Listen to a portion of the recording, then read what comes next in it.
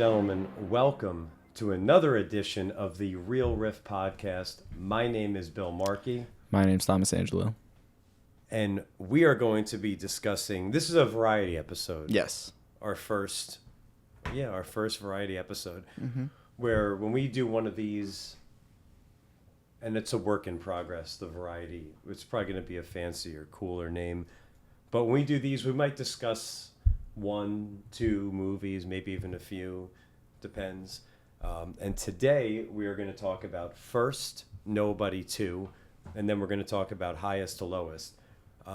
Just a heads up, we're not doing spoiler free, right? I would just say that I think both of these movies aren't worth going to see in theaters. Yeah. Just to be honest with you, I mean, if you're a Spike Lee fan and you like his like really odd melodramatic style that he's done in his more recent films, then Highest to Lowest may be worth seeing in theaters, because I've actually seen a lot of people online who liked it. It's just not for us. So I think if maybe you tend to agree with our takes on films, I would skip that one. Nobody 2 I definitely don't think is worth seeing in theaters, unfortunately. So that's why I think we're not going to really go into we'll give the basic plot synopsis, but yeah. I don't think it's really worth talking in depth. Yeah, we don't need to go spoiler free. No, I didn't say spoiler free. I'm sorry. We're just going to talk spoilers. Mm-hmm. I meant the other thing. We're going to skip the spoiler free. Make sure you're talking into the... There you go. We're going... I wasn't talking into the mic. I meant to say we're going to skip the spoiler free. We're just going to get right into these movies and talk about them in full. Starting with Nobody 2. Mm-hmm. Nobody 2... The synopsis reads, a workaholic assassin, Hutch Mansell, takes his family on a much-needed vacation to the small town of Plummerville. However, he soon finds himself in the crosshairs of a corrupt theme park operator, a shady sheriff, and a bloodthirsty crime boss. Now, this movie is starring, of course, Bob Odenkirk. We have Connie Nelson coming back, John Ortiz, Colin Hanks is in this film. RZA is back, as well as Christopher Lloyd, and also new to the Nobody franchise, Sharon Stone. Yep. It's directed by Timo Tihantto, screenplay by Derek Kolstad and Aaron Rabin, story by Derek Kolstad, and cinematography, Callan Green. The music is by Dominic Lewis. This is brought to you by 87 North Productions and distributed by Universal Pictures. It's a 90-minute movie. The budget was $25 million. It's up to $28.1 million. So, with that being said, the synopsis, all the players, what did you think? I just didn't really like this film. I didn't even finish the first one, and that wasn't out of not liking the first one. I actually liked the first 15 minutes of the first one I saw. And I liked how, like, in the first one, it opened with a cat, right? Mm-hmm. He's with a cat, and this one it opens with a dog. So it's and like a cute by himself. Little, yeah. Cute little callback. And, I guess that's probably going to be in every edition of the franchises with another animal. Yeah. I just did not like this film. Why? I really just did not like... I didn't really like... The action was pretty good. It was pretty good. Yeah. I really liked the duck boat fight sequence. That was probably my favorite. Yeah. The whole water park shootout made no sense, especially when they revealed that Christopher Lloyd had like a bomb that would blow up the entire... A legit like Acme like... Yeah, seriously, like Wild Coyote bomb. Which I kind of like that. It was fun, but it kind of negates the entire point of the entire water park shootout. Christopher Lloyd, what a waste of that firepower. When I saw him, I was like, oh, fuck, I'm actually excited now. Because you didn't rejuvenated me. I didn't know he was in this. And he was in the first one, yeah. It was kind of like rejuvenating to like see him. I was like, oh fuck, like I'm in. And then he's barely in this film. He does nothing. He literally does nothing. And they try and have like a heart-to-heart scene where I'm like, okay, was the theme of this film going to be about fatherhood? But then it just got forgotten about in the screenplay. I really don't even know what the theme of this one is. Him trying to get over his anger, but then it's really just not even explored, and it's being passed down through his family. I think Connie Nielsen just needs to. I'm sorry, she needs to retire. It's over. It's over. It was bad. Really bad performance. But even worse is Sharon Stone. Sharon Stone as Landina, like this John Wick villain. Holy shit, what a horrible, goofy performance. Like, I just don't think she knew what she was doing. It just wasn't for her. It wasn't for her. It did not fit in the movie. John Ortiz was a nice little addition. I liked him and this whole like passing down of the water park from the father and the sins of the father, and that kind of connects to the Christopher Lloyd thing a little bit. But again, that feels forgotten about in the screenplay.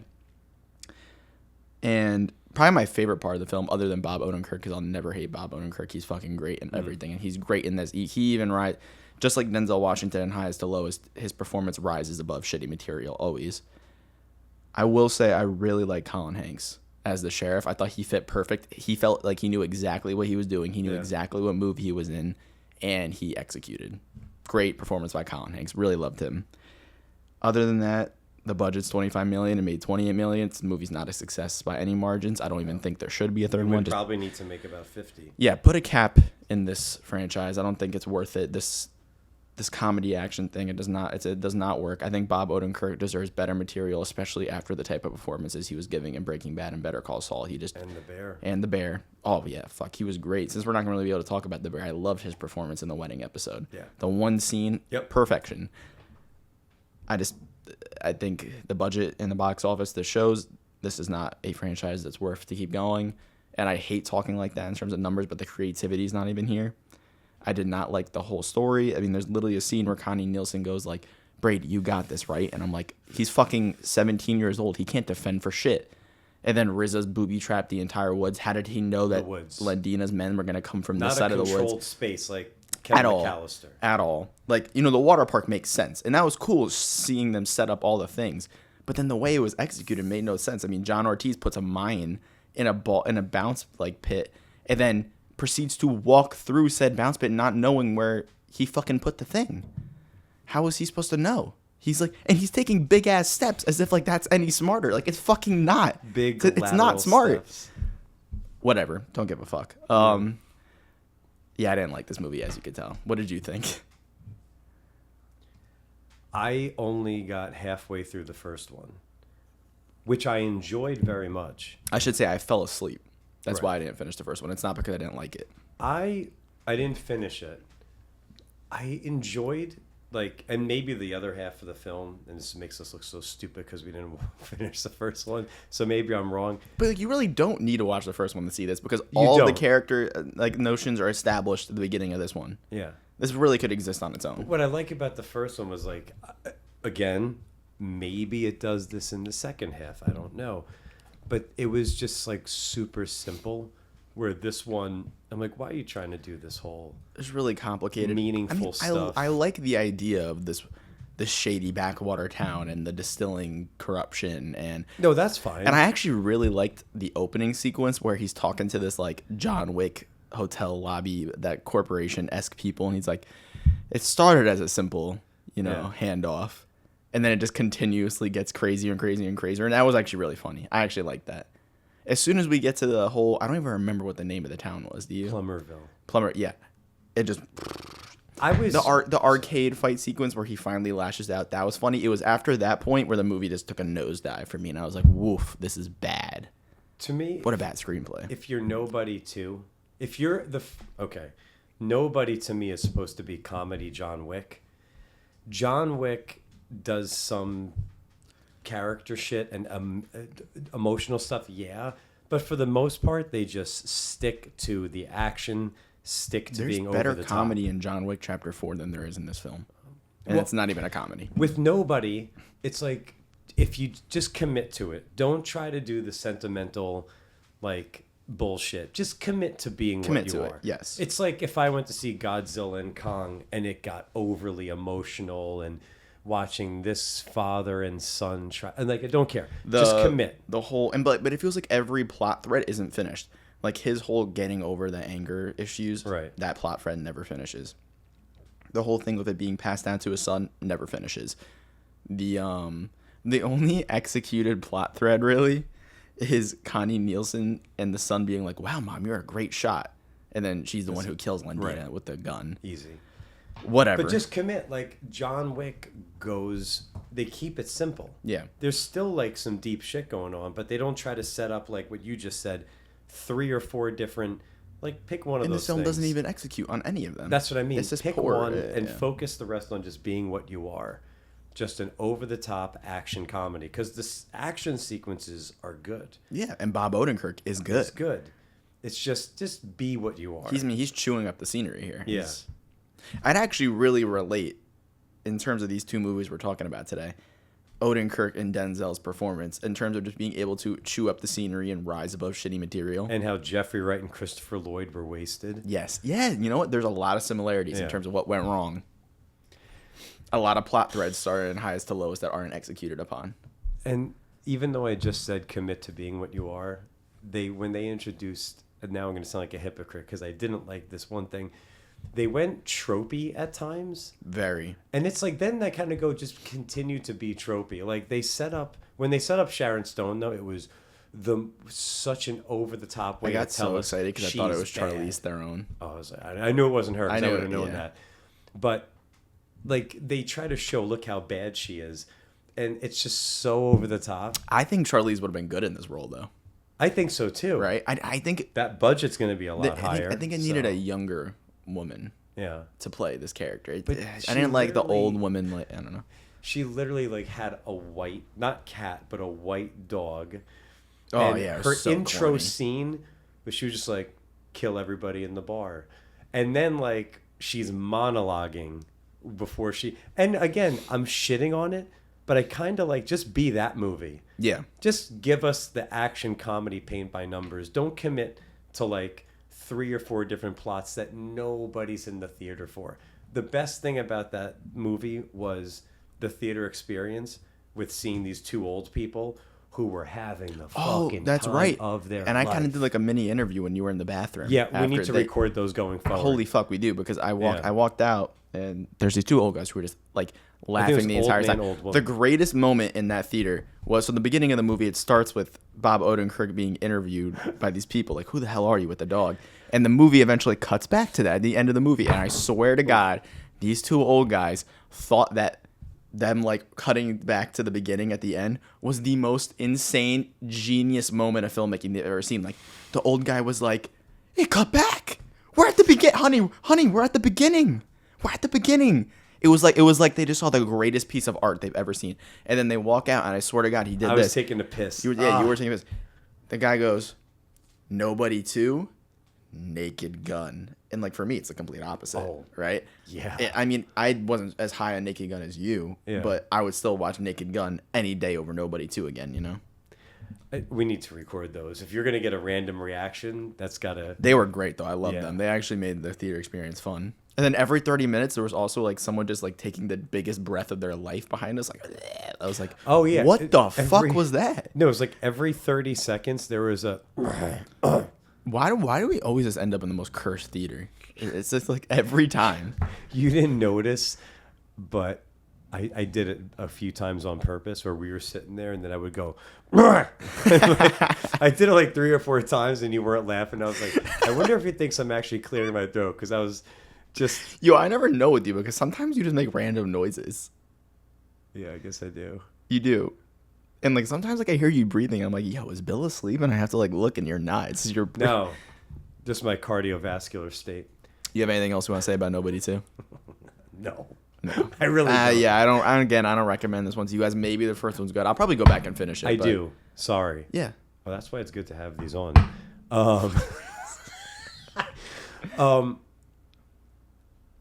This movie, if a third one comes out, I will really be interested, even though I know we don't know much about it, to learn the effect of...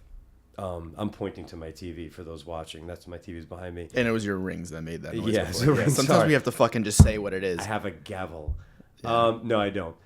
I'd be curious to know the true effects that home release and streaming has on some of these movies. Because didn't they say Nobody 1 was like a true like video hero? Yeah. So how does that impact? Because in my mind, if they make a Nobody 3, because they're not going to make enough money, then that tells me, okay, how strong is the streaming? The presence. Yes, because something I'd be interested needs to see. And I think for Nobody 3 to be better, they just need to focus on the characters more and execute on the plot threads you set up. Stop introducing so many plot threads. Again, kind of we were talking about before, keeping things simple. Yeah. Keep it simple for this. This does not need to go into this whole fucking setting up all these different themes and you don't follow through on any of them. Follow through on at least one. Right. You know. Establish one, and just stick with it. Yeah, that's. What's your rating? We gave it the same rating in the parking lot. Is it still the same? I think I'd give Nobody 2 a 3. Yeah, we gave it a 3. We did. I don't remember. That's what I'm thinking right now. Cutting the neck. Yeah, I'm Riff rating 3 for Nobody 2. Yeah. All right. It's not even in theaters anymore at this point of recording. I don't think it is. If it is, you're down to a couple show times. Some theaters usually keep it for a while, but I don't like telling people don't go to the theaters. It's disheartening, but I think we're just being truthful to our audience at that point. It's not worth it. Movies are expensive, and if you're going to pick to spend money on one, we spend a lot of money in the theaters. For some people, they have to really find it worth it to go. Yeah. And so I would think it's really worth it to go see a film, like Naked Gun in the theater versus 100%. That's all I'm saying. True. Nobody 2, we give it a 3. All right, moving on to highest to lowest. Highest to lowest. Let's go to the tail of the tape. Mm-hmm. You don't like this awkward silence? Nope, because I'm just going to cut it right the fuck out. I have so much power over you, man. All right. Highest to lowest. I was not prepared for that one. David King is the owner of Stackin' Hits Records, considered to have the best, that was my pen, ear in the business. And he's in the process of buying back a majority ownership of his label when what happens, his son, or not really his son, gets kidnapped. Yep. And then he's in the dilemma, does he pay? Well, okay, it's Jeffrey Wright's son, his driver. Yeah. Anyway, hang on, let me just finish it. It comes down to the kidnapper, played by A$AP Rocky, wants $17.5 million. Will David King, a.k.a. Denzel Washington, will he pay it to get his friend's son back? Oh, but the film does not stop there, and it just doesn't. keeps on fucking going. Directed by Spike Lee, screenplay by Alan Fox. It is based on a Akira Kurosawa film called It's a modernization of High to Low. Right. High and Low. Yes. From 1963, produced by Todd Black, Jason Michael Burnham. Again, we said starring Denzel Washington, Jeffrey Wright, and Who Gives a Fuck. Music by Howard Drosten, and production A24 and distributed by Apple. Matthew Libatique is an interesting cinematographer choice for this, just in terms of what he's done. And it's only in theaters for a short time because it will be on Apple Plus September 5th. Yep. And this movie is 133 minutes. Way too long. It really could have been shortened to 1 hour 40. It was insane. The fact that this is 2 hours and 15 is fucking insane. You go ahead. You start. There's so much dead space in the editing, and this movie feels like an assembly cut. Which, do you know what that means? No. Okay, so an assembly cut is just without editing your film, putting the clips in chronological order. This film feels like an assembly cut. Like they just didn't edit any of the things together. Okay. There's some editing moments where it purposely edits bad, and I'm like, oh, that's just the Spike Lee pastiche, like the edit. I mean, his style, it's a pastiche, and it's kind of film school. It's just his style, Yeah, I was just looking at the camera. Yeah, this was I think this was a failure on all fronts, and I'll just get into it. This is a melodrama, but the first 20 minutes of the film, I kind of like the modern style. I love the opening with the orchestral music and the showing of New York City. You could just feel Spike Lee's love for the city, and I mean the amount of references to Knicks and he fucked the Celtics, the Yankees, everything. Like Spike Lee just lives and breathes in New York City. Really, what I think went wrong here was the screenplay, and it's interesting to know that Denzel was the one who found the screenplay was given to Denzel, and he gave it to Spike Lee. And I think we both just agreed upon Denzel probably just thought this was a really easy film to make. He didn't have to go too far, and he didn't have to wear much makeup or do anything crazy. He just got to wear cool suits, and basically be himself for this. I was gonna say it's no slight on him. Wear suits. Do your normal Denzel thing. You don't have to dig deeper. Film in New York City. They probably shot this fucking thing in less than a month. It had to have been. Yeah, this is... The budget's not released. We don't know what the budget is. They haven't put that out. Why do people like this movie? I think it's just people who are big fans of melodrama, because After the first 20 minutes of this hits Lifetime levels of bad. It's bad. Like, this is a Hallmark movie. Like, and it's so weird because there's glimpses of an amazing film in here, but it's just bogged down by this weird Lifetime style. Like, it feels like Denzel deserves so much better than this, but he's the one who put himself in this. Yeah, so but he didn't know it was gonna at the end of the day like come out like. Yes, and I know, but maybe I don't know, maybe they did. Like, this is such a weird film, and I think it really starts. The movie kicks into weird territory when Denzel walks back into his apartment and is like, "Honey, Trey's been kidnapped," and then this fucking score comes in.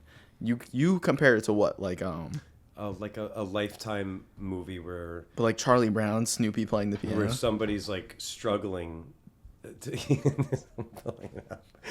there's just a lot of like just weird like piano with orchestral. It just doesn't work. Like, there's so much over scoring in this film.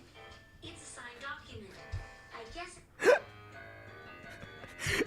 Like, imagine that just playing over our podcast. That's what it felt like watching this fucking movie, you know? It's and just it's so over. It's so overscored. There's no dead space. Like, the scene where he's talking to the record label guy, that didn't need fucking dramatic piano over it. And it didn't need to be about 6 minutes Like, long. Denzel can carry that himself. He's chewing up the scenery. I mean, he's fucking shadow boxing. He's doing everything. It's like, he's over chewing the scenery. But he does, like, he rises above the shitty material in this. Like, I'll watch him any day of the week. It's kind of like Bob Odenkirk and Nobody too. Like, they make these films watchable, but if they were not here, I would genuinely be thinking I'm watching a Hallmark movie. Because what the fuck? A$AP Rocky, he's playing himself, essentially. He plays like this guy named Young Felon. Weird characterization. He somehow fucks up and takes the wrong kid, even though this media family's like, we don't know if it's everywhere. him. It could be one of his. He has a whole squad. Yeah, but so maybe but somebody like, else fucked it up. they characterize him with his whole plot that he's like a fucking genius, but then he just turns out to kind of be like a bumbling young adult who's They like really make him seem fucking stupid. up. They make him seem stupid. So weird characterization going on there. Sorry, if you're gonna look for a rapper archetype for that role, get somebody to be on the level of like Rick Ross or Suge Knight. Maybe, but I Somebody think they who wanted maybe- it to be a young guy. Oh no, I mean, but that. Okay, not a good example. Diddy, somebody like Diddy, not literally, but Diddy doesn't look like, when he was wearing a suit, he was never like. A$AP Rocky is like looks immature, plays immature. Yeah. Maybe somebody between A$AP Rocky and like Suge Knight. That's why I said like maybe somebody who's a little more like. And he only has one song in this movie, and it just plays over and over again. That pack got the trunk from the front to the back. I mean, it's been fucking stuck in my brain. It's not good. It's like an earworm, but it's not good. And I don't know if that's purposeful. But then I get into this whole thing where it's like, one of the central through lines of the film is that Denzel Washington has the best ears in the business, right? That's what they keep saying.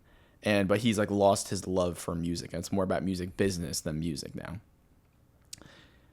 Is like the only way that the score being this, and it's not even that the score is bad. The score's like could be good, and if it's used in the right movie, it's not that it's necessarily bad. It just does not match this film at all, and it's so overscored. I don't remember the last time. I don't mean to cut you off. I saw a movie that did this with a score though. Yeah, no. Where every scene. It's a stylistic choice. Like it is a choice. Like Spike Lee's an auteur. This is a choice.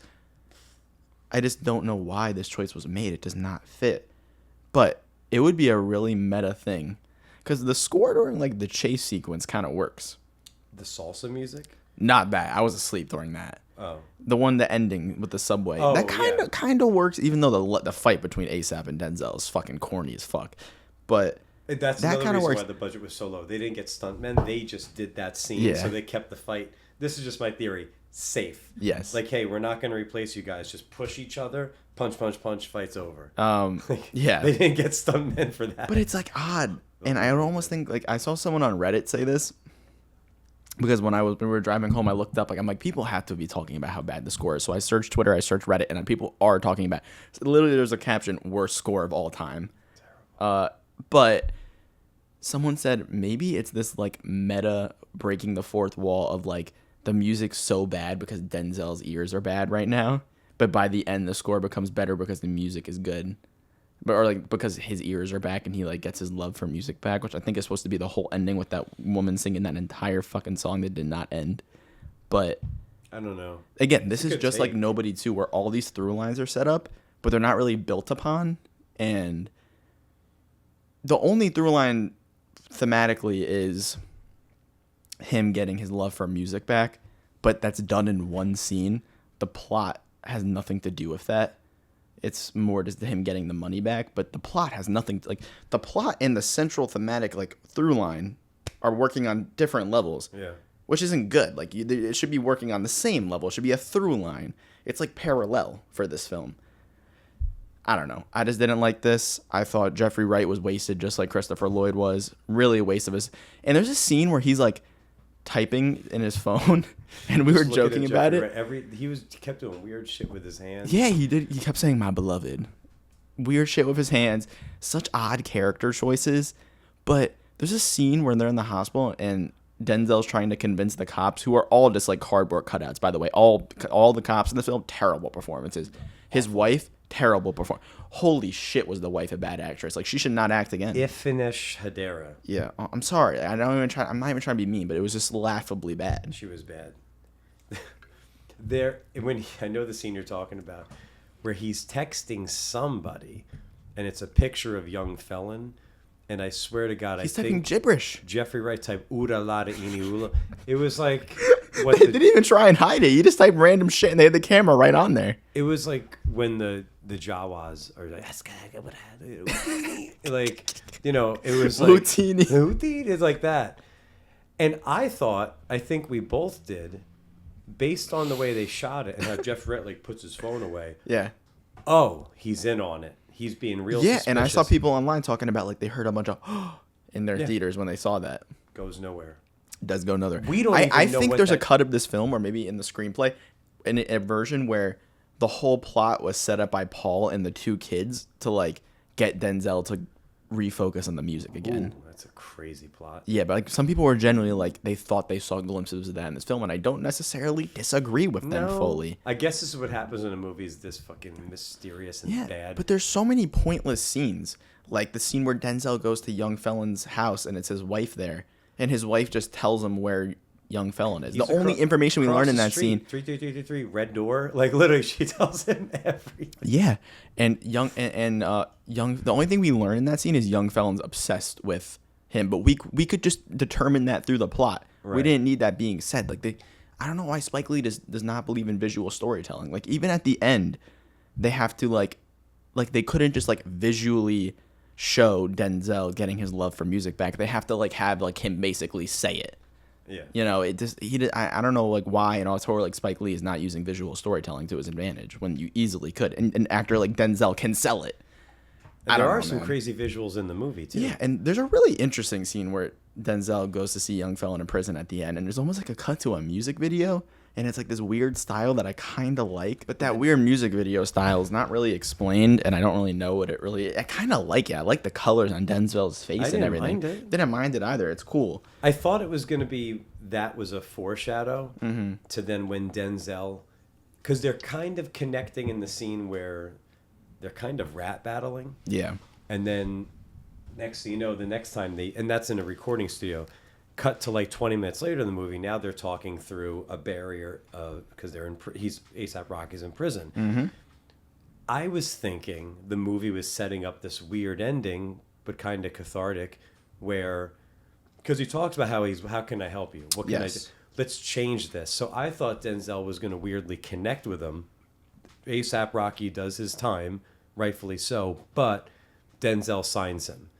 And like he changes his career, and as a result, A$AP Rocky helps Denzel get back on track. And there's this weird like friends and enemies thing. Weird, what do they call it? Strange bedfellows. Yeah, is the term. But then, like that sounds, in my opinion, better than what we got, because the movie ends with him scouting an artist that his son spoke to him about in the film for 2 minutes. It wasn't like they went back to this thing. They just, and he's like, why do you want to, me to listen to this girl's music? You trying to get with her? He's like, well, yeah. And he has the lips that don't Also, move. Ice Spice is randomly in the movie for I don't even know like who a that is. minute. Who is Yeah, it? she's like this other rapper. You wouldn't know. I don't give a fuck. Only like my I don't care. generation would really know. And that's funny. I It's knew weird. the She's guy. in the movie for 30 fucking seconds. This Yeah, is you odd. reacted. You're like, oh, and I'm like, in my head, I'm like, it must be a TikToker. It kind of is. She's like a part of the TikTok rap generation, essentially. Wendell Pierce. I mean, there's like just a few good actors in this It's movie. just ultimately it doesn't work. It The doesn't. pacing is horrible. Sometimes it's at breakneck speed, and then it slows to a crawl. There's just weird character scenes where the characterization's all over the place with Denzel. Really, his character's all over the Every place. scene is like 5 minutes. There's such melodramatic dialogue that's not sold by the actors at all. I mean, the son literally goes, "My dad, best ears in the business, cold as heart." But he delivers it like this what movie the made me think fuck? in high school when I had to watch Ben Affleck in a Lifetime movie where he plays a 14-year-old who's taking steroids. It's a very like popular. Yeah. Have you heard of that movie? No, what the Where fuck is this? Ben Affleck's like a teenager, early role, legit like a teen. Maybe he's 21 in real life, but he plays a teenager in a Lifetime movie, and it's like a kid with anger problems, and he takes steroids, and there's parts where he has like meltdowns. Yeah. I felt like this movie had like the line deliveries and the music and the settings as like that is just not just bad. Sorry, but like TV movie acting. The cops are just like cardboard cutouts. Cops are literally the dialogue acting is like the cops. dialogue is horrible. Like The one the cop- mom's like, my son has returned to me. Like, what the fuck is this shit, man? And what else is it? Like the cop. No. Jeffrey Wright's like pulls out a gun and Denzel's like, "Yo, what is that?" And he's like, "Insurance, Jake from State Farm." Like, bro, what? The next line is pretty cool. The next gun, he's like mayhem. Again, there's Like- like 0.2 second glimpses of a better movie in this. Yep. There's interesting stylistic choices. Not all of them work. Like, I can at least appreciate Spike taking a risk. Yeah. Some of them work, some of them don't. Some of the camera shots are cool, like of ASAP Rocky and Denzel talking Yes. across, and then it melds together. Yeah. Like, why does it seem like he's trying sometimes and then not trying in some other points? I don't get it. I will say the number one through line for this film is Spike's love for New York City. This film does feel like a love letter to New York City and to black culture, and that's cool. Yeah. And people will like that. I just think on a character level, a pacing level, a stylistic level, and a casting level, this movie unfortunately does not work, and it's not worth your time. And the one cop that I said is from those commercials is Dean Winters. He's in the yeah. Allstate commercials where he's like, I'm just a young girl on the bicycle, but you don't know you're going to hit me with your car. And he's in 30 Rock. Yeah. And he's hilarious as Tina Fey's He ex-boyfriend. just doesn't work in this melodramatic movie. He does not work. He does, again, the generic, like his cop is always like squinting his eyes and furrowing his brow. We'll get to your clue. Yeah, Like, relax, man. Like, it's just like cookie cutter, but really bad cookie cutter. yeah. It's like improv drama sophomore year of high school. I don't know. It's not good. It's not. It's not good. It does not work. Really interesting though that Matthew Libatique is a cinematographer and he's done like Requiem for a Dream Yeah, you and read like off his stuff the other I day. was reading off all his stuff. Like if you want to pull up his like filmography, it's insane what he's done. He's done some of like the greatest films of all time that look beautiful. And in the first like 20 minutes, I liked the modern style. I like the colors, but it just the whole like style falls apart as the movie goes on. Like it's not. There's no stylistic through lines or anything. It just does not work. But I just seeing his name, I was like, oh, whoa. He did 2 Darren Aronofsky movies, Pie, He did Caught Stealing, right? Wrecking for Which a is coming out. Dream, I believe so. Tigerland, he worked with Joel Schumacher. Yeah. Phone Booth, Gothica, She Hate Me, Spike Lee. Yeah, he's done a lot of Spike Lee films. Inside Man, The Fountain, another Darren Aronofsky. Joel Schumacher, too. Iron Man, like Black Swan, Iron Man 2, Cowboys I mean, and Black Swan Aliens. has some of the greatest cinema. I mean, I could put that up in top 10 cinematography of all time. Wow. It's Straight Outta Compton, Chirac, Venom. Like, he's been all over the place. And does so many different styles. Unfortunately, I just don't think this works. And this, I just think, again, I always say, if the screenplay is bad, there's almost no way the movie's gonna be bad. The only guy who rises above the shitty like material here is Denzel. Wait, hang on. I can't get Yeah. over this. The Whale, Maestro. Maestro is for, I know so many people hate that movie. It looks utterly stunning. It's such a beautiful film. He's working with Darren again, Carson, like we said, but he's also about to work with Bradley Cooper. They're in post-production for a movie called Is This Thing On? Yeah, well, Maestro and A Star Is Born, he did too, and that's Bradley Cooper. So that's Oh. his third time working with Bradley. Yeah, no shit. Sorry, I forgot about that. You should watch. I actually think you should watch Maestro. I want to. People really don't like it. I really like it. I gush over the cinematography. Cinematography in that film. It's beautiful. We talked about it yesterday, and my phone this morning on one of the many cinema Instagram pages I follow had a clip of the Maestro and said Bradley Cooper trained for like 6 years to get one scene. The Eli Cathedral like scene. 6 years. That scene is beautiful. And it's him like sweating and everything. That scene's beautiful. Yeah, literally popped up. This is what happens when you don't like a movie. You start talking about better movies. Yep. Because we start talking about the Maestro. Yeah. This is why it's a variety episode. I just don't think these movies are worth your time, and it's actually it's cool that we put them together because it's curious how many things work in both of them and don't work in both of them. But like I was saying yesterday, this movie only has a couple week run, and then it's on Apple. I guess this is just Apple kudos to them for trying to work with A24, Spike Lee, and Denzel Washington. I think A24 did the little distribution, like putting it on theaters for a couple of weeks. Oh, and that's what A24 did. Apple, I think, funded this. Yeah. Hey, you know what? Try it. Fuck it. Like, you want to work with Spike Lee, you want to try to work with Denzel. I would say I would recommend Nobody 2 to more people than Highest to Lowest. I just don't know who this film is really for other than the huge Spike Lee heads. Yeah. But, like, I'd rather watch Spike Lee's earlier catalog, like Do the Right Thing. And, I would just Do the Right Thing, I think, is one of the best films of all time. Like, Spike deserves his place in the cinema history books, but it's just, this is not it. We didn't talk about this yet, unless you have anything else to say. The Riff rating? I'd probably give Highest to Lowest a 2 or a 3. I'm leaning a 2.5. I'm on 2. All right, I'll give it a 2. I don't know what the half would be for. Just Jeffrey Wright. Just Denzel and Jeffrey rising a little. Yeah. All right. Yeah, I'll give it a 3. Okay. I'm gonna go 2. Why can't I fucking decide on this? Nobody movie? 2. Maybe it's not worth comparing. We gave a 3. Yeah. And I can't put Highest to Lowest on the same number. So okay, I have to knock down. All right. Yeah, I'll give it like a 2.5. 2.5 and a 2. That averages to bullshit. Don't go see this movie in theaters. Yeah. I don't know who this is for. Yeah. Yeah. I mean, like, if you really want to give it a try, it'll be on streaming September 5th. Give it a try. If you don't like the first 45 minutes of the film, you will not like the rest. And it is a long fucking movie that has that 6 ending issue where it could have ended 6 different times and it does not end. But, like, I think it's curious. We both looked at each other and said the same thing in Nobody 2 and in Highest to Lowest. And we just looked at each other and said, this isn't working. Mm-mm. That set in when the wife did the line delivery. Like, it set in there, and for Nobody 2, it's when Sharon Stone comes in. And we both said, this isn't working. Uh-oh. Anti-woman podcast moment. Get your pitchforks. No, it's the truth, though. Again, it's the truth. There's a lot of male aspects of both movies that do not fucking work, Let's not get into those waters. Scare you? Yeah, no. No, I'm just filling in the blanks for what people might think. Well, yeah, I don't recommend these movies to you guys. Again, there's glimpses of a great movie in both of these films, but it just does not shine through fully. Mm-hmm. And that's it. That's it. For those of you who are just doing audio, that was me just pulling from my marijuana pen. So I give it a 2. Thomas comes in at 2.5. Expect more of these variety episodes here and there. Yeah, when we want to talk about movies that we don't have as much to say about, we'll pack them together. Yep. Don't forget to like, subscribe, share, follow, leave a review, preferably 5 stars. If you're on Apple or Spotify, that shit helps a lot. It does.